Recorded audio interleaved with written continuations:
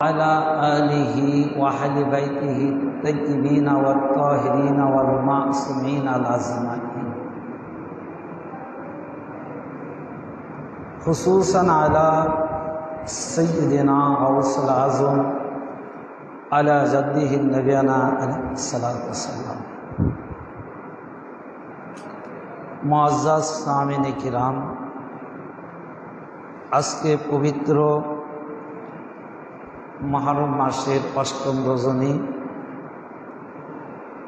আর এই অষ্টম রজনীতে আলোচনা করার পূর্বে আমি আমার আকা মাওলা রাসূল পাক সাল্লাল্লাহু আলাইহি ওয়াসাল্লাম পাকের 36তম আওলাদ পাক জামানার ইমাম হযরত সৈয়দ শাহ ইয়াসির আল কাদিয়ানী রাদিয়াল্লাহু পাক সাল্লামের কদম জুগুলে সেজদা ও কদম বসি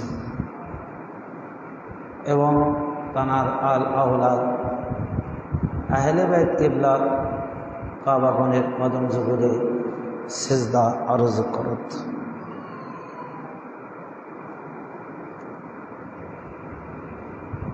আজকের এই রজনী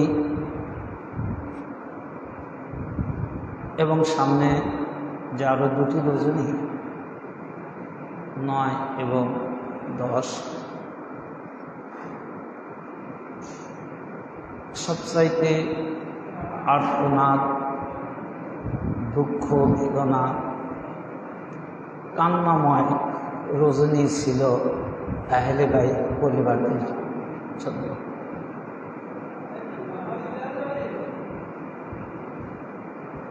অর্থাৎ যে যাদেরকে ভালো না বাসলে আল্লাহ তাআলা তাদেরকে ভালোবাসেন না, আল্লাহ নিজে যাদেরকে মহব্বত করেছেন, আর তানারাই কারবালার মহল্লাতে সপ্তম রজনী হতে শুরু করে তাদের তাঁবুতের কোনো পানি, খাদ্যের কোনো বন্দোবস্ত ছিল না। আজকে আমরা যে পানি পান করি, এই পানিটা কার সৃষ্টি? মহান আল্লাহ রাব্বুল আলামিন তিনি পানি সৃষ্টি করেছেন। তিনি পানি দ্বারা প্রাণীকুলকে জীবন বাঁচিয়ে রেখেছেন। এমন কোনো প্রাণী নাই যে পানি ছাড়া তারা জীবন ধারণ করতে পারে। সেই এত বড় নিয়ামত আল্লাহর সৃষ্টি, সেই পানি কি করেছে আজীব কাফের বাহিনী নবী পরিবারদেরকে পান করতে দেয়নি।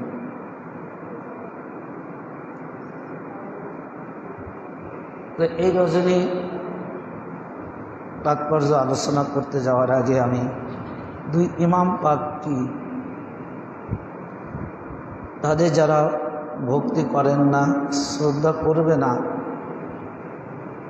তাদের শানে হুজুর পাক সাল্লাল্লাহু আলাইহি সাল্লাম কি বলেছেন সেই প্রসঙ্গে একটি হাদিস আলোচনা করে আমি আজকের রজনীর আলোচনার দিকে অগ্রগতি হব, যদি আমার মাওলা পাক আমার প্রতি দয়া করেন। এই হাদিসখানা নেওয়া হয়েছে মুহিব্বে তাবারি জাকায়ের উকবা ফি মানাকিবি জাবির কুরবা, প্রথম খণ্ড, পৃষ্ঠা 229। হাদিসখানা রাবি হচ্ছে রাসূল পাক সাল্লাল্লাহু আলাইহি ওয়াসাল্লাম পাকের খাদেম আনাস বিন মালিক রাদিয়াল্লাহু তাআলা আনহু। কাতাবান নবী সাল্লাল্লাহু আলাইহি ওয়া আলা আলিহি ওয়াসাল্লাম আল রাজালু আহাদা ফাদাকালা রাজুলু ইয়াসাল্লিমু আলা নবী সাল্লাল্লাহু আলাইহি ওয়া আলা আলিহি ওয়াসাল্লাম ইউসাল্লি ফারাআল হাসান ওয়াল হুসাইন ইয়ারকাবান আলা उनका मर्रातान व बराक व यरकबान आला ज़हरी मर्रात व यमरान अलबैन लियादैहि व मैना खल्क़हु फलम्मा फराग मिन अस्सलात क़ाल लहु रजूलुन मा यक़तअन अस्सलात फ़ग़ज़ब नबी सल्लल्लाहु अलैहि वसल्लम फ़क़ाल नावलनी अहदा फ़ख़ुज़ूहु फ़मज़क़ा सुम्मा क़ाल मन लम यरहम सगीरना वलम युक़र कबीरना फलैसा मना वला अना मिन। যে হযরতে আনাস বিন মালিক রাদিয়াল্লাহু তাআলা তিনি বর্ণনা করেন যে রাসূল পাক সাল্লাল্লাহু আলাইহি সাল্লাম জৈনিক এক ব্যক্তি একটি অঙ্গীকারনামা লিখে দিলেন। অতঃপর লোকটি এসে নবী করিম সাল্লাল্লাহু আলাইহি সাল্লামকে নামাজরত অবস্থায় সালাম দিল। সে লক্ষ্য করল যে ইমাম হাসান এবং ইমাম হুসাইন আলাইহিস সালাম উভয় কখনো রাসূল পাকের ঘাড় মোবারকের উপর সরে বসছে, কখনো তার পিঠ মোবারকের উপর সরে বসছে, আবার কখনো সামনে দিয়ে পিছন দিয়ে দৌড়াদৌড়ি করছে। অতঃপর যখন রাসূল পাক সাল্লাল্লাহু আলাইহি সাল্লাম নামাজ শেষ করলেন তখন লোকটি তাকে অর্থাৎ হুজুর পাককে বললেন যে এনারা উভয় আপনার নামাজ ভেঙে দিচ্ছিলেন না? তখন নবী পাক সাল্লাল্লাহু আলাইহি সাল্লাম রাগান্বিত হয়ে বললেন যে আমাকে তোমার অঙ্গীকারনামাটি দাও। তিনি সেটি নিয়ে ছিঁড়ে ফেললেন। অতঃপর বললেন যে ব্যক্তি আমাদের ছোটদেরকে আদর সোহাগ করে না এবং আমাদের বড়দেরকে শ্রদ্ধা করে না সে আমার দলভুক্ত নয় এবং তার পক্ষে কেউ নেই। তার মানে হুজুর পাক সাল্লাল্লাহু আলাইহি সাল্লাম দুই ইমাম পাককে লক্ষ্য করে যে লোকটি জিজ্ঞাসা করল যে ইয়া রাসূলুল্লাহ ইয়া হাবিবাল্লাহ হুজুর, ইমাম পাক আপনার কাঁধ মোবারকে উঠছে, ইমাম পাক আপনার সামনে দিয়ে দৌড়াদৌড়ি করছে, এতে কি আপনার নামাজ হলো, নামাজ ভেঙে গেল না? এই প্রশ্নের উত্তরে হুজুর পাক এত রাগান্বিত হয়ে গেছিলেন যে চিন্তা করে দেখেন যে ইমাম পাকরা কি যে এত রাগান্বিত হয়ে গেলেন যে ওই লোকটি যে অঙ্গীকারনামা লিখে নিয়ে এসেছিল ওটা হুজুর পাক নিয়ে ছিঁড়ে ফেলে দিলেন এবং কড়াভাবে বললেন যে তারা আমাদের দলভুক্ত নয়, যারা আমাদের ছোটদের অর্থাৎ ইমাম হাসান এবং হুসাইন আলাইহিস সালামকে ভালো না বাসবে এবং আমাদের বড়দেরকে যারা সম্মান না করবে অর্থাৎ ফাতিমাতুস সালাম এবং মাওলা আলী আলাইহিস সালাম। আজকে যদি আমরা এনাদের দিকে তাকাই, লক্ষ্য করি, আজ এনাদের শাহাদাত, এনাদের 4 জনই শাহাদাত লাভ করেছেন। যাদের ভালো না বাসলে রাসূল পাকে নিজে বলতেছেন ও আমার দলের নয়, যাদের শ্রদ্ধা না করলে রাসূল পাক নিজে বলছেন তারা আমাদের দলের নয়, অথচ তারা কি করলেন? নামাজ করছে, রোজা করছে, হজ করছে, জাকাত করছে।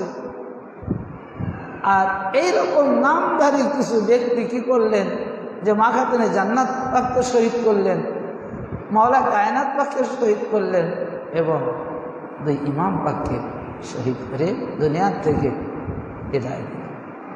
তাহলে এখন চিন্তা করেন যে এই ব্যক্তিগুলো কি হতে পারে। আজকে আমি হযরতে আব্বাস সালামুল্লাহর শাহাদাতের ওয়াকিয়া আপনাদের মাঝে আলোকপাত করার চেষ্টা করব এই 8ম রজনী উপলক্ষে। আমি বলেছি এবং আপনারাও জানেন যে গত 7ম তারিখ থেকে নবী পরিবারের তাঁবুতে কোনো পানি ছিল না, খাবার ছিল না।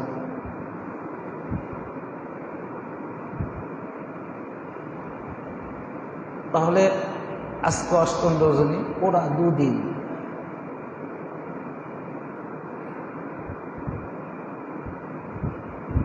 আর কারবালার জমিনটা শুধু কারবালার জমিন নয়, গোটা মধ্যপ্রাচ্য আরব রাজ্য যেগুলো, সবচাইতে উত্তপ্তের দেশ হলো আরব মরুভূমি, আরব দেশ। তারই একটি অংশ ইরাক, আর ইরাকেরই একটি জায়গা কারবালা।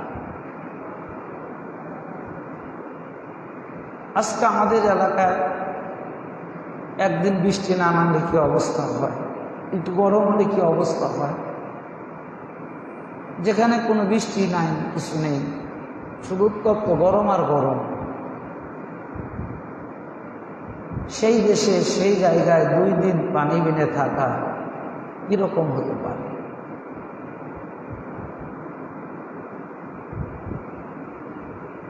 তো 1 দিন নয়, 2 দিন নয়, 3 দিন হযরত আব্বাস সালামুল্লাহ তিনি শাহাদাত লাভ করেন কারবালার ময়দানে। তো শিশুদের এত আর্তচিৎকার,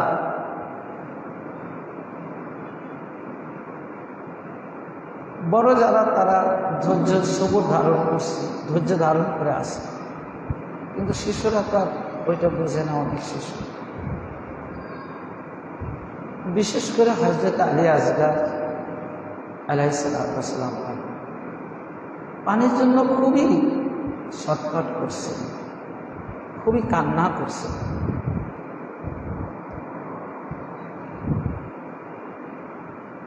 হযরত আলী আসগার আলাইহিস সালাম পাকের জিহ্বা হযরত শাহরেবানু তানার জিহ্বার সাথে লাগিয়ে দিতেন, কিন্তু তানারাও তো পানি পান করেন না। তানাদেরও শরীর শুকিয়ে গেছে, পানি শূন্য হয়ে গেছে। ও মতো অবস্থায় হযরত আলী আসগার খুবই কান্না করতেছেন। এই কান্না সহ্য করার মতো নয়। তখন হযরত আব্বাস সালামুল্লাহ তিনি বললেন যে আমি পানির জন্য ফোরাত নদীতে যাচ্ছি, হে আকা মাওলা, আপনি আমাকে অনুমতি দেন। হযরত ইমাম পাককে সে মাওলা হিসাবে ডাকতেন। তানাদের সম্পর্ক ছিল 2 ভাই, কিন্তু কোনোদিন আব্বাস সালামদার ইমাম পাককে ভাই বলেন, মাওলা বেশি ডাকছে। তো হযরত আব্বাস সালামুল্লাহ তখন পানির জন্য ফোরাত নদীর দিকে ছুটলেন। এটা 10ম দিনের ঘটনা।